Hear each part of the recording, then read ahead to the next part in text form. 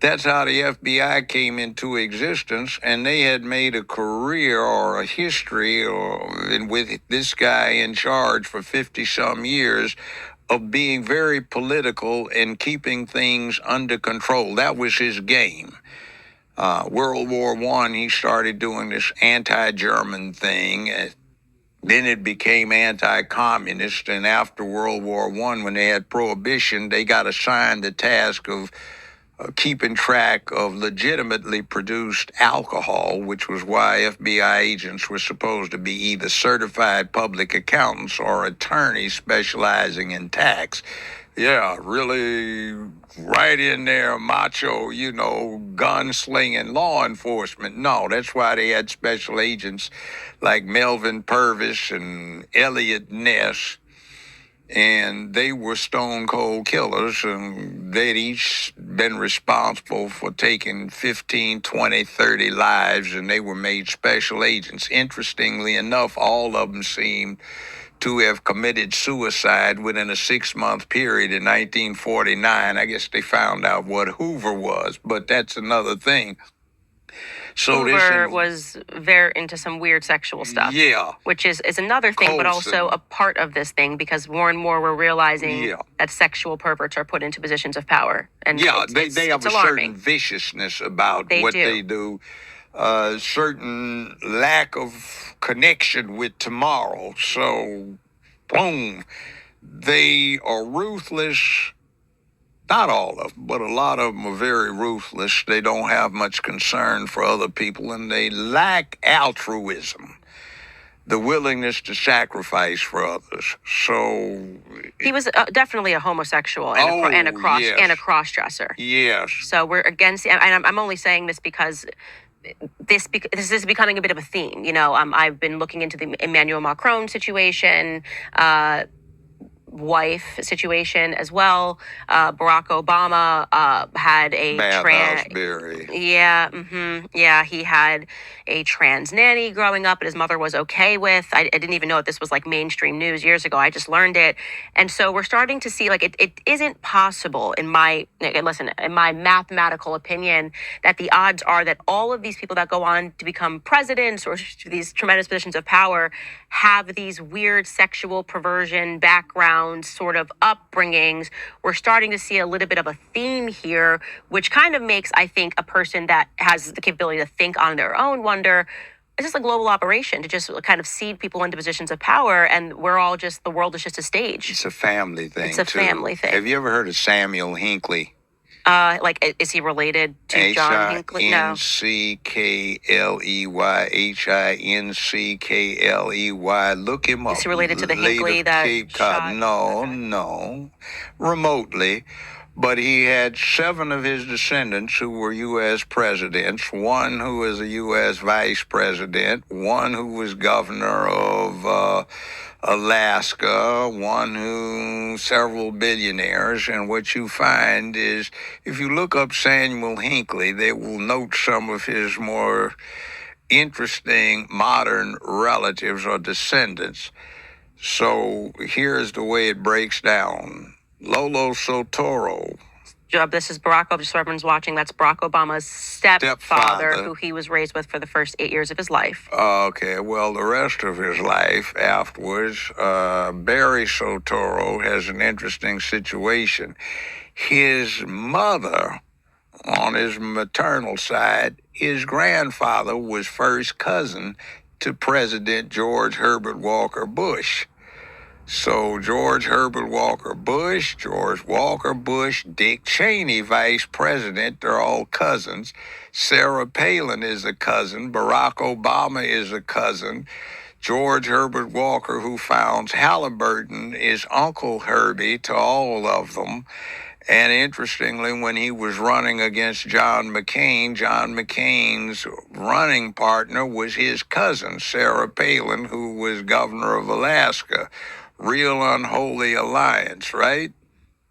So other thing is the Bushes for the last 150 years have been supplying international intelligence, and they were into what they call paper entrepreneurialism. They would acquire businesses and sell the components off. Uncle Herbie founded Halliburton, had something to do with Enron as well, which was energy development. Lolo Soetoro was international executive vice president for Standard Oil, and he was in the oil business, but he also ran the death squads for the Indonesian army. Oh, it's funny because when you look him up, it just says that, like, what do they say that? No, he was an engineer. Whatever they say, it's like he did. They make it seem like he did. Oh, he was a geographer. That's what it says. It says that he was a geographer who did some work for the government. I had a brother who was into that, and then the oil petroleum production was part of it. Anyway, you get Lolo Soetoro running the death squads for the Indonesian government, so that meant you had money. Indonesia might have had access to the world's largest oil reserves as they were perceived at the time. So Standard Oil used his muscle and his position to take over the oil industry in Indonesia, which they couldn't do under American law. So George Herbert Walker Bush, under the auspices of Uncle Herbie, George Herbert Walker, sets up Zapata Oil. They have a family holding company, Zapata Offshore Oil, which was chartered in Kuwait, by the way. Keep that in mind.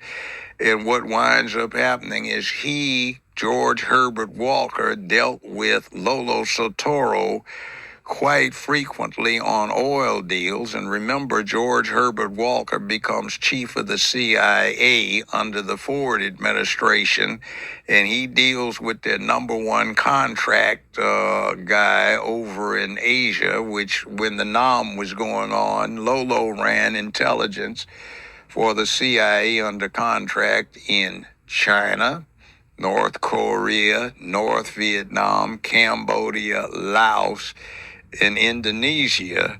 So Barack's grandmother hustles her daughter, who was 17 at the time, into a boyfriend-girlfriend relationship with Barack Obama Sr., who was being recruited from Kenya to offset Jomo Kenyatta in the Mau Mau. That was a CIA project. Grandmommy was vice president of a Hawaiian bank, and she distributed the funds for the CIA in the South and Northwest Pacific at the time. That explains what they were doing out in Hawaii. She puts him together with her daughter, who was 17 years old. Barack is born, and then they quickly go their separate ways. And then grandmommy gets daughter and hooks her up with Lolo Soetoro. And remember, grandmommy is married to President Bush's first cousin. So that's incredible. That's where you get this, and then you get... So Barack Obama's grandmother, the one who raised him in Hawaii, is married to, so his grandfather is married to... in other words, the grandfather is Bush's cousin. First cousin. Yeah, and they're all nephews to Uncle Herbie, who founded Halliburton in 1946 in Oklahoma. It had previously been chartered under that name in 1919 in Oklahoma, but it went defunct, so he revived it. So it's actually quite interesting that you're saying that, because when I began this investigation into Kamala, before I had even presented it to the public, I was just seeing what was already out there. And there was this random person who wrote a blog piece years ago, 10 years ago, saying that, and I thought it was crazy when I read it, but he said that Kamala Harris and Joe Biden share a grandfather. And I went, like, that's so wacky. And so, what are you talking about? But then as we started realizing... That's on the Irish side. Right. the same last name, Finnegan. They actually are all Finnegans, and they both kind of have. Once you get to granddad stage, it gets a little shady, is what I'll say. She's lying about things. Her dad's lying about things. I can't quite figure out. Like we can't find a picture of the real Beryl. We know that Beryl had a sister who was very very white, and actually the name that she gives us, Patrick Al-Nahanus Finnegan, doesn't seem to exist. So we're lying about a grandparent somewhere. And then when I started looking into Biden's side, I was doing it this weekend, things are pretty shady there too. I'm just kind of at the beginning of this, but it's like his great grandfather, a same situation. Like the parents both died at very young ages. One was an alcoholic. It's always like the parents somehow go missing, and then the grandparents, like he also was really raised and formed by his grandparents. So it's getting interesting, especially when you consider what the world was, which I think is something that people don't do. People always want to apply the logic to today, and they don't realize how things were back in the 60s or back in the 40s, how easy it was to fake documents, how easy it was to move into different countries. Yes. And I had Kamala's family relative tell me that you could literally just walk into the office in Jamaica and say, make a birth certificate. Like, it was just very easy to get things done in that way. Very. And see, the other thing, too, is you, with your situation, you're well aware of the Commonwealth, right? Okay. Your in-laws.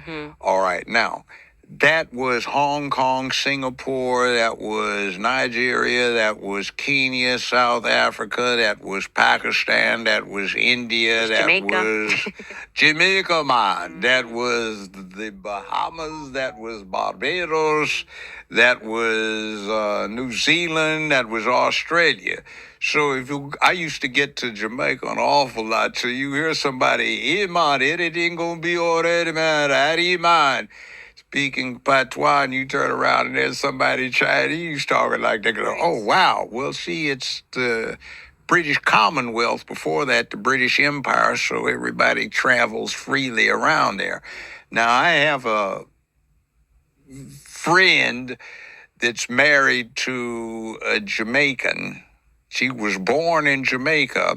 So were her parents, but she's English aristocracy, and I won't mention the name, but they're related to the English royals. She's blonde-haired, blue-eyed, and she was born in Jamaica because her aristocratic parents just happened to be over there, and they were born when their aristocratic English nobility parents were born in the place. So it's an interesting thing when you see that, and it's St. Elizabeth Parish where all of the high, bright, and white Jamaicans are, and it's an interesting little hookup. So we get an international thing, but there is a family situation that gets in here, and Kamala's folk were trying to get in on it through the mother because they were Hindu. Now, the dad said his background is Irish and also from India, the Hindu thing, and he became a Marxist because that was what was going on back when he was coming of age in the early 1960s. Now, when you get this in place, you run into the fact that there are family situations. Now, when I was in Hollywood, I made a whole lot of money. I had places all over the country, and I had 2 places in Aspen, Colorado. So my ex was a social climber, and she was a ski instructor up in Aspen, of all things. So everybody wanted to go skiing with Mrs. Brown in the backcountry. So we wound up meeting billionaires and really multi-millionaires. And it's interesting because there are these family connections that are not obvious, except when you walk around Aspen. It's awful. Everybody starts at 6'1" for the females and gets up to these guys that all look like Adonis, that are these great athletes. It's like, damn, man, they've been breeding, smart and, good looking and athletic. And they all have these interesting relationships with each other that aren't obvious and that they don't make public. You had, starting with the Adams family, you had President Adams and his son, President Adams. You had the Roosevelts, Teddy Roosevelt, Franklin Delano Roosevelt. You had the Kennedys, and and then they had muscle because Joe Kennedy Sr. was a gangster. He was a bootlegger, and he used That's how they established Hollywood, by the way. It was a bunch of gang members that established Hollywood. The bootleggers went in there. Carnies. Yeah, I'll tell you some stuff off the record about that. Yeah. So it's like you get this whole thing, and then you get the Bushes in here, and then you have the Clintons who are newbies into this whole thing, and now you have some other stuff that's going on, these peripherals. Well, it's funny you say that the Clintons are newbies, though, because even like Bill Clinton has like a weird story. Like his dad was killed in a car accident when he was like 2. It's like once you start looking into their genealogy, they all kind of have like these weird tragic stories, and then they're just kind of become the president. And I'm like, okay, well, I've lived around a lot of people who have like don't have a dad. Like they don't really go on to like go to Harvard and Yale and become president. So it's like it just makes you wonder like what is actually happening here. And then you find something else. Look at Barack Obama. What kind of connection does Barack Obama or Barry Soetoro have with the United States? He's got a long history through his mother's side of the family. They were slave owners, and 2 of his ancestors were Confederate officers during the Civil War. One even rode with Cantrell, the guerrilla up in Kansas and Missouri. He's got a connection. But even if you get away from whether or not Kamala is black, what connection does she have with the United States? Probably the least out of any candidate for president in this country's history. So you have a situation where her parents have academic visas. They're transitory. They have no intention of being permanent residents or citizens. It's passing through. And she lies a lot about it, but you've seen that, when she got to Canada, how old she was, and that's her background. Graduated from high school, wealthy Canadian. The whole 9 yards. And she doesn't have that American vibe where you from elementary school are taught about what this country's supposed to be about. You have this thing where it's part of the Commonwealth, so they're subjects.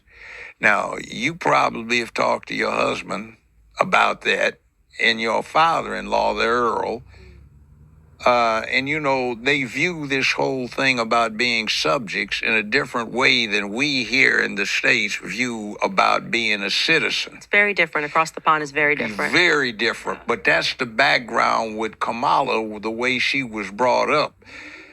And you get the feeling that somebody is trying to become part of something, but they don't want anybody with any real connection. The more isolated they are, the more they're subject to convenient control. Today is tomorrow, which is why yesterday is tomorrow too, which is why we all, that word salad nonsense, which is you got to silly somebody that's lazy, just not the brightest bulb on the shelf, and is easily manipulated because somebody has done what in Hollywood they call the casting couch routine to get where they are. But at some point, if you get to the top with the casting couch, the problem is that there's nobody to sleep with after a certain point. You have to have the raw talent. And if you don't have the talent, then you're not going to do anything much. And that's what our problem is. It's who is behind her and who is controlling her. Interrupting to tell you guys some exciting news. With the election coming up next month, Sticker Mule is offering a free Trump sticker pack when you sign up. So visit stickerpack.com. Whether you want to show your support or just spark some fun conversations, Sticker Mule's got you covered. That's stickerpack, PAC.com to get your free Trump sticker pack today. Hurry, because it's only for a limited time. Yeah, that's what concerns me, is that she comes across to me like an empty vessel, and it was interesting to read. I'm not saying, obviously, that everything this journalist wrote was real, but I do take his points about her mother being a government agent quite seriously because of just, he says, even in her demeanor, because then when I spoke to Kamala's family members, they said far from this depiction that she has of this, warm, fluffy upbringing, that actually her mother was quite militant with her. And if we're thinking that she was involved with the government and MK Ultra, you're talking about psychological conditioning, that Kamala has been psychologically conditioned since her youth. And what's really stunning, and this is kind of what became a big question in my mind, is as she creates this book of this work of fiction as a way to blackify herself, to make Black people think that she, spent so much time in Harlem, and she was around Black aunties and Black uncles. And the thing that is stunning to me is it wasn't necessary, right? You can run as a white person, you can run as an Indian. Vivek just ran as an Indian. Hillary Clinton almost won, as running as a woman, lost twice. But the point is that, like, you're allowed to be white and run. We don't have an issue with a white person becoming president of the United States. Joe Biden was just the president of the United States. So what specifically was the reason, and this is where I had to get to, that they worked so hard to blackify her, to completely ignore her plenty of white relatives? And that's what makes me think it's got to be a pretty big secret. You know what I mean? They're trying to basically obscure her true lineage in a way that if you're thinking she's Black, your brain's not even processing that she might be related to like a Hillary or somebody else. So that really stands out to me, is how unnecessary the Blackification was. I'm coming up with this word here, Blackification, but it's a bit weird. You're getting there. See, and the other thing is, vote Black if you're Black, so you don't deal with the qualifications. You just vote. Skin is kin. But the problem is, she's lying about that. But the other problem is, and I don't have anything against it, you're supposed to vote for her because she's Black, but she's got a white husband. So the bottom line is if she can sleep with the white husband, then you can vote for a white man for president without any feelings of guilt. Right. So they're trying to rely on, you got to be this, that, and the other. And one of the things that gets me is this conditioning thing. 50 years worth of propaganda to prepare for where you're going right now with this rainbow cult they're trying to impose as sort of an official cult or faith for the country. You also have something else going on. The Democratic Party was founded in the second decade of the 19th century for the purpose of protecting and spreading slavery. It perfected the art of enslavement. And one of the things that I found most scary about this, I worked for a D.C. think tank more than a half century ago, and we studied this. And I remember having to read the slave pamphlets that were on microfilm in the Library of Congress. And one of the secrets to the enslavement process was put the elements of slavery into the Negroes' culture so they would teach slavery to themselves without realizing it. So what's happening is this party of the slave masters that put this process in place has used it for something else. They don't grow cotton anymore, but there's a plantation, but they make rainbows on this plantation, and they evoke the elements of the slave culture that are in place to get the Negroes to vote for them without thinking about it. And the person they put in becomes most vulnerable to being isolated. Hillary Clinton, for example, came from a very interesting family, Rodmans. They were staunch Republicans. She was a cheerleader for Goldwater, one of the Goldwater girls. She was chairwoman of the Young Republican chapter at Wesley All-Girls University for 3 years as a Republican until she met Bill Clinton. So then she switches over. But I find that very interesting for somebody to be saying it's okay for Hillary to flip-flop on the parties.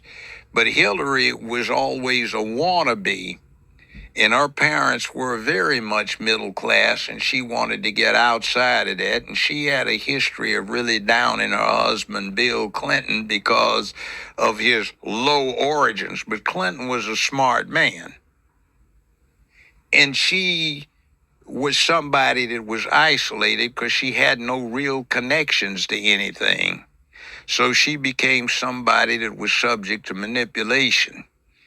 You also have Kamala, which, by the way, is the name of a Hindu goddess, and it's not a Black name. It's a Hindu name. And you've got her, she's isolated because who are her relatives? You know, one of her relatives by marriage, his name is Jesse Smollett, the one that got caught up with that fraud thing. He's her nephew by marriage. Okay? You get this little picture, a family connection and the noose around the neck. And by the way, I interviewed several Chicago detectives and police on that, and I happen to know one that's a cop. He's back in the DMV area now. And Jesse and the bunch had been planning this for months, and they used to discuss it at this particular athletic club, and everybody knew it. And they got pictures of Jesse Smollett buying this noose during Halloween season at a costume shop. They've got it on video, and on security cameras, you can see him putting the noose around his own neck. And he had met with Kamala just before that, and she and Cory Booker, this is the same day when he flew into Chicago. They had been working on something that Conyers came up with in 1997 that is now modified and introduced as the Emmett Till anti-lynch bill. Wow. Remember the neck? And the whole thing, they went off and then they had to withdraw it because of the fraud that came out. Wow. Well, see, this is something they're trying to do. And maybe this will give you an idea of how they're sneaking around here. The Emmett Till anti-lynch bill has nothing to do with black people. No bill they put up has anything to do with black people. No. Or just the headline. But then when you read it. The headline does. Yeah. But what it does is it puts into the American federal criminal laws for the first time sexual orientation as a victim category for criminal offenses. Now, when you think of a lynching, you think of a mob killing somebody, right? Well, the Emmett Till anti-lynch bill, one, doesn't require a mob. It can be one person. It doesn't even require a homicide. You can kidnap somebody or beat somebody. And how does that play out? What happens, let's say you have a guy who's broken up with his girlfriend or his wife, and he's feeling down, and some of his friends say, hey, man, let's go to the club. So he goes to the club with his homeboys, and he's dancing with this PYT, pretty young thing, in a tight, short dress, big boobs, hoop earrings, braids, down her back, and they're having a good time exchanging spit over in the shadows and drinking wine. And then he looks down. Man, you got a heart? What are you?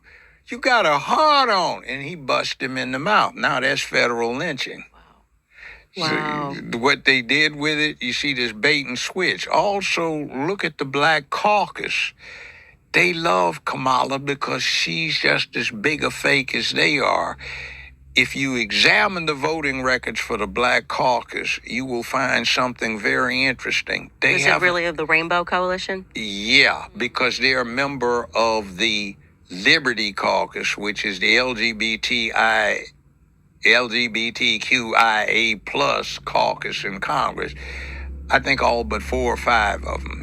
And they do more work for the Liberty Caucus than they do for the Black Caucus. Now, we have in Memphis, for the 9th District of Tennessee, we have Steve Cohen. He's white, he's Jewish, he's gay, and guess what? He is chairman of the Black Caucus's Reparations Committee. So he's also holds that same position for the Liberty Caucus. So what is this? When you look at 5 years ago, they had that circus for 2 weeks about whether to have a formal committee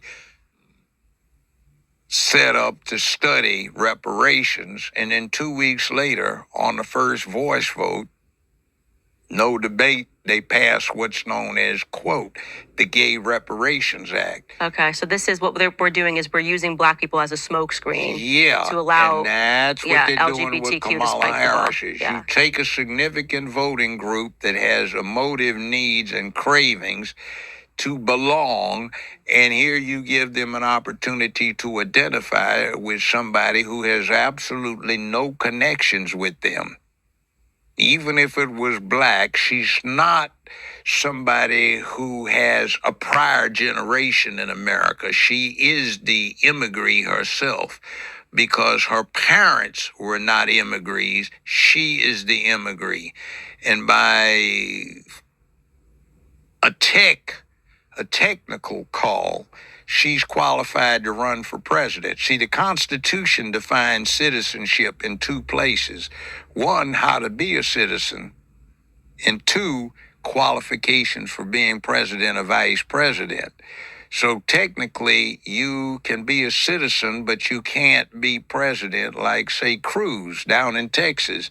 He ran, but nobody brought it up. He was born in Canada, so he was not born on American soil. But see, Kamala was born in the same hospital my ex-wife was born in when my now late mother-in-law was a paternity nurse in that same hospital. So she's born on American soil. So I don't think they had any intention of having somebody just come in right there and getting in that easy way, but she matches the bare bones qualifications. But you get somebody like that, they're easy to manipulate and control because they've got no connections with this place.